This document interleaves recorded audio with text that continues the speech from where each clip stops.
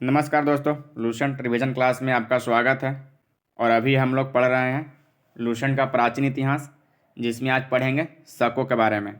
इसके पहले भारत का यवन राज्य का वीडियो अपलोड कर दिया गया है, अगर आप नहीं देखे हैं तो ज़रूर देख लें। चलिए शुरू करते हैं। यूनानियों के बाद शक आए। यूनानियों के बाद शक आए। सबसे पहले यूनानी आया, फिर शक, पल्लव और सबसे लास्ट में कुषाण। तो ये सब हम लोग कल देख लिए थे।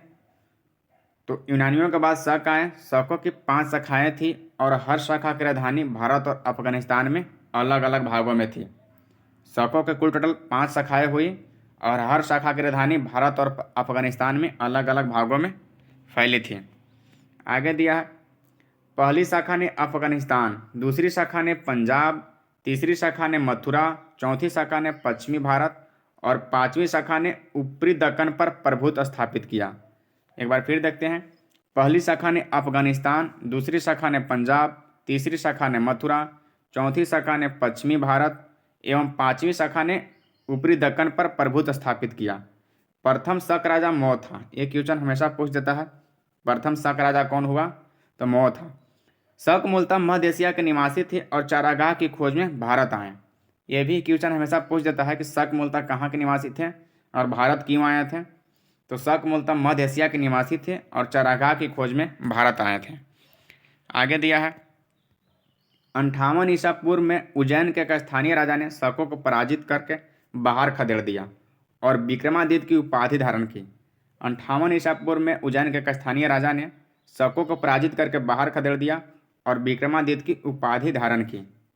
शकों पर विजय के उपलक्ष्य में 58 ईसा पूर्व से एक नया संवत विक्रम संवत के नाम से प्रारंभ हुआ। ये क्वेश्चन हमेशा पूछ देता है, ये बहुत भिभियाई है कि विक्रम संवत का आरंभ कब हुआ? तो 58 ईसा पूर्व में। अब विक्रम संवत का आरंभ किस लिए हुआ? तो शकों पर विजय के उपलक्ष्य में।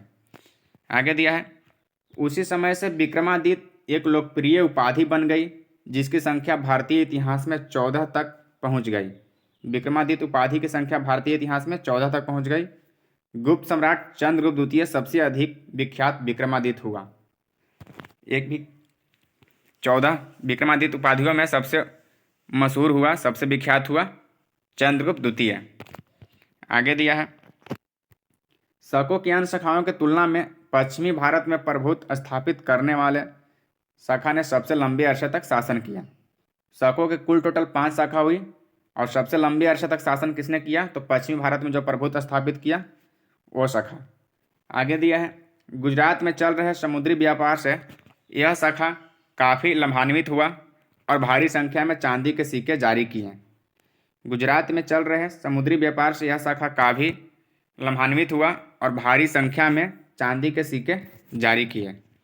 आगे दिया है, शकों के सबसे प्रतापी शासक रुद्रदामन प्रथम था। शकों के सबसे प्रतापी शासक कहेगा तो रुद्रदामन प्रथम। शकों का प्रथम शासक मौ और शकों का सबसे प्रतापी शासक रुद्रदामन प्रथम था, जिसका शासन गुजरात के बड़े भाग पर था। इसने कठियावाड़ की अर्ध शुष्क सुदर्शन झील का जीर्णोद्धार किया। ये क्वेश्चन हमेशा पूछ जाता है, सुदर्शन झील का जीर्णोद्धार किसने किया? तो रुद्रदामन प्रथम ने। आगे दिया है, रुद्रदामन संस्कृत का बड़ा प्रेमी था। उसने ही सबसे पहले विशुद्ध संस्कृत भाषा में लंबा अभिलेख जारी किया। इसके पहले सभी अभिलेख प्राकृत भाषा में रचित हैं। रुद्रदामन ही था जिसने सबसे पहले विशुद्ध संस्कृत भाषा में लंबा अभिलेख, जिसको गिरनार अभिलेख बोलते हैं, जारी किया। और इसके पहले सभी अभिलेख जो होते थे वो प्राकृत भाषा में रचित थे। आगे दिया है, भारत में शक राजा अपने आप को क्षत्रप कहते थे। भारत में शक राजा, ये भी क्वेश्चन हमेशा पूछ देता है, भारत में कौन सा राजा थे जो अपने आप को क्षत्रप कहते थे? शक राजा थे जो अपने आप को क्षत्रप कहते थे। आगे दिया है, पार्थियाई या पहल्लव, उसी को बोलते हैं पहल्लव या पार्थियाई। पश्चिमोत्तर भारत में शकों के आधिपत्य के बाद पार्थियाई लोगों का आधिपत्य हुआ। पश्चिमोत्तर भारत में शकों के आधिपत्य के बाद पार्थियाई लोगों का आधिपत्य हुआ। सबसे प्रसिद्ध पार्थियाई राजा गोंडोफर्निस था। ये भी हमेशा पूछ जाता है, सबसे प्रसिद्ध पार्थियाई राजा कौन था? तो गोंडोफर्निस था। इसी के शासनकाल में सेंट थॉमस ईसाई धर्म का प्रचार करने के लिए भारत आया था। सेंट थॉमस कब आया था? तो गोंडोफर्निस के शासनकाल में भारत आया था ईसाई धर्म के प्रचार के लिए। आगे दिया है, पार्थियाई लोगों का मूल स्थान ईरान था। पार्थियाई लोगों का मूल स्थान कहाँ था? तो ईरान में था। तो शक भी खत्म हो गया। हम लोग रिवीजन चैप्टर बाई चैप्टर कर रहे हैं, आप भी कंटिन्यू वीडियो को देखते हैं। चलिए, अगर वीडियो अच्छा लगा, हेल्पफुल मिला और तो वीडियो को चैनल को सपोर्ट करें। मिलते हैं फिर अगले वीडियो में, तब तक के लिए जय हिंद।